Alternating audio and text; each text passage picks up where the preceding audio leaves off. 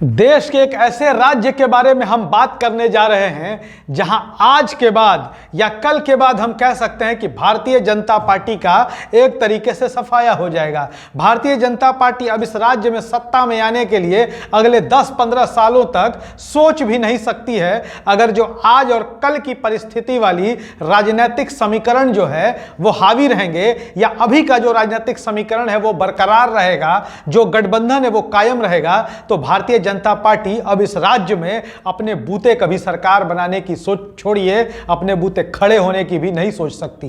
Press जागरण में आपका स्वागत है। सिमरनजीत सिंह मेरा नाम है। आप सबको पता है कि देश के 6 राज्यों की 7 विधानसभा सीटों पर उपचुनाव होने वाले हैं। प्रचार लगभग समाप्त हो चुका है और अब मतदाताओं को फैसला करना है कि उनका विधायक कौन होने जा रहा है। हम आपको बता दें कि जिन 7 सीटों पर विधानसभा के उपचुनाव होने जा रहे हैं उनमें एक राज्य ऐसा है जहां पर भारतीय जनता पार्टी की हालत बेहद खराब है। भारतीय जनता पार्टी के लिए वो प्रतिष्ठा का विषय बना हुआ है।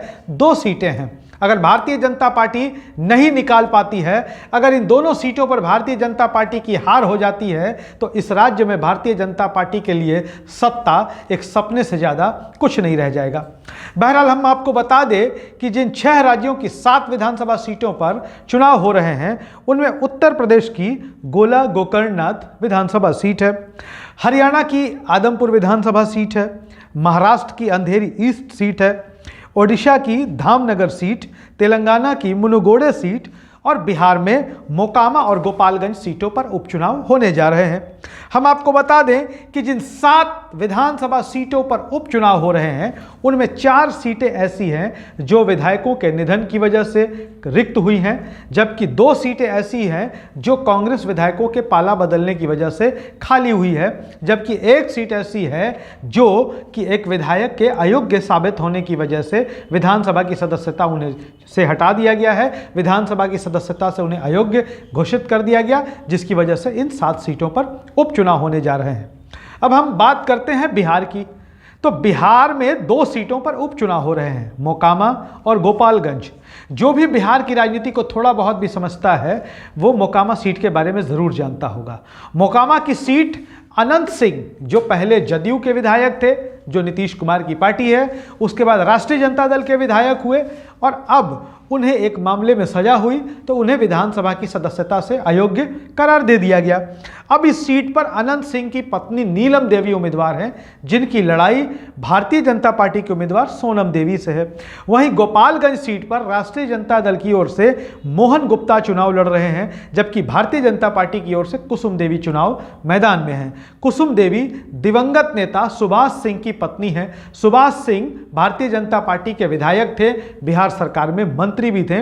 बीमारी की वजह से उनका निधन हुआ, जिसकी वजह से इस सीट पर उपचुनाव हो रहे हैं। अब हम आपको बताएं कि पिछले कुछ महीने पहले बिहार में जो सियासी समीकरण बदले, महागठबंधन एक बार फिर से बरकरार हुआ, जिसमें राष्ट्रीय जनता दल यूनाइटेड, कांग्रेस और वाम दल पहले से शामिल थी। जीतन राम मांझी की पार्टी हिंदुस्तानी अवाम मोर्चा शामिल थी। उसके बाद मुकेश सहनी ने भी अपनी पार्टी वीआईपी की ओर से राष्ट्रीय जनता दल के उम्मीदवारों को इन दोनों सीट पर अपना समर्थन दे दिया है। जनता दल यूनाइटेड और कांग्रेस के तमाम नेता, वाम दलों के नेता, जीतन राम मांझी की पार्टी के नेता मोकामा हो या गोपालगंज लगातार कैंप कर रहे हैं। भारतीय जनता पार्टी के साथ बीजेपी है, उनके साथ पशुपति कुमार पारस की पार्टी राष्ट्रीय लोक जनशक्ति पार्टी है, चिराग पासवान की पार्टी लोक जनशक्ति पार्टी रामविलास है। यानी कि भारतीय जनता पार्टी भी अपने सहयोगियों के साथ मैदान में है और राष्ट्रीय जनता दल भी अपने सहयोगियों के साथ मैदान में है। बिहार के समीकरण बदल चुके हैं, महागठबंधन एकजुट हो चुका है। ऐसे में सबसे बड़ी चुनौती भारतीय जनता पार्टी के लिए होगी अपनी जीती हुई सीट यानी कि गोपालगंज को बरकरार रखना। गोपालगंज में भारतीय जनता पार्टी के पक्ष में जो बात जा रही है वो यह है कि यहां से तेजस्वी यादव की मामी इंदिरा यादव, जो कि साधु यादव की पत्नी है, जो कि साधु यादव गोपालगंज से विधायक और सांसद दोनों रह चुके हैं, वो चुनावी मैदान में हैं, मुकाबले को त्रिकोणीय बना रहे हैं।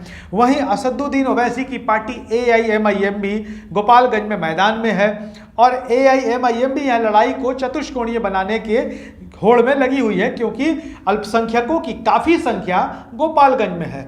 माई समीकरण में सेंध लगता हुआ बताया जा रहा है। हालांकि अंतिम दम तक यह समझ में नहीं आ रहा है कि क्या सच में माई समीकरण में सेंध लग गया है। क्या यादव वोटर इंदिरा यादव के साथ जाएंगे और मुस्लिम वोटरों में क्या AIMIM जो है वो सेंधमारी कर सकती है। अगर ऐसा होता है तो भारतीय जनता पार्टी के ये पक्ष में जाएगा। लेकिन अगर माई समीकरण एकजुट रहता है और यह राष्ट्रीय जनता दल के उम्मीदवार मोहन गुप्ता के पक्ष में जाता है, क्योंकि मोहन गुप्ता के साथ वैश्य वोटर्स भी हैं, कोयरी कुर्मी समाज का भी वोट है, इसके साथ ही मोकामा में भूमिहार समाज दोनों ओर है। भूमिहार बिहार की राजनीति में बड़े ही निर्णायक माने जाते हैं। अगर ये राष्ट्रीय जनता दल और बीजेपी के उम्मीदवारों में बंटता है तो इसके बाद पिछड़े, अति पिछड़े और यादव समाज के जो वोट हैं उनका महत्व बहुत बड़ा हो जाएगा। और यादव समाज हो, कोयरी कुर्मी समाज हो, अल्पसंख्यक समाज हो, मोकामा में कम से कम वो राजद के साथ एकजुट दिखाई दे रहा है। ऐसे में अगर भारतीय जनता पार्टी इन दोनों में से कोई एक सीट भी जीत लेती है तो आने वाले चुनाव में वो बिहार में महागठबंधन को चुनौती दे पाएगी या टक्कर दे पाएगी। लेकिन अगर ऐसा नहीं होता है, अगर दोनों सीटें राष्ट्रीय जनता दल जीत जाती है इस चुनाव में, तो भारतीय जनता पार्टी बिहार में एक तरीके से अपने अस्तित्व की लड़ाई लड़ती हुई दिखाई देगी। वीडियो पसंद आया हो तो शेयर करिएगा, हमारे YouTube चैनल प्रेस जागरण को सब्सक्राइब करिएगा। धन्यवाद।